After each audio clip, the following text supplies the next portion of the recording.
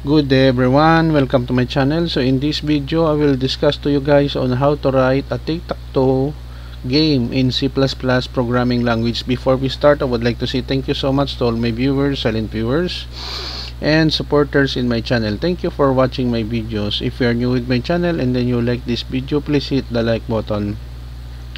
Don't forget to share, and please support my channel guys if you are new by clicking the subscribe button. So let's begin.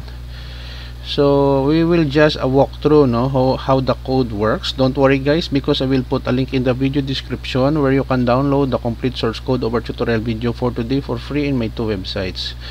Basically guys, I'm using Codeblocks as my text editor. There is an integration of C++ compiler here. So we have here the library file, so line number 1, I use them for input output using namespace. We have here the array board, so 3 by 3, that will be 9. So the coordinate 1 2 3 4 5 6 7 8 9. Player 1, we have 1 char mark, and then this one, it will draw the board of our C++ of our tic-tac-toe game.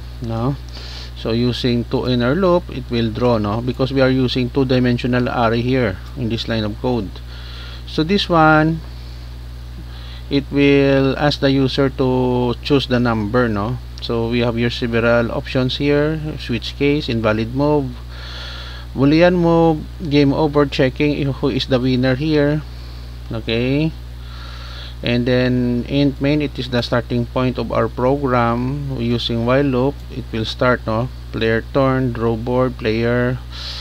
So we have here if player modulus 2 equals 1, player 2, if it is true, the player 2 wins.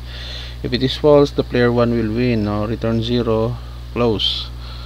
As I said, I will put a link in the video description where you can download the complete source code of our tutorial video for today. So let us click the run button here to execute the program. Tic-tac-toe. So select a number, let's say 3 for player 1. Okay, we have X. Player 2, let's say we have 6. We counter. So player 1 again, we have 9. Okay, so player 1 wins. Okay, so that's it guys. This is how our tic-tac-toe game works. So thank you for watching this video. Don't forget to like, share, and please support my channel guys if you are new by clicking the subscribe button. See you in the next video tutorial guys. This is your friend Jake saying bye bye for now.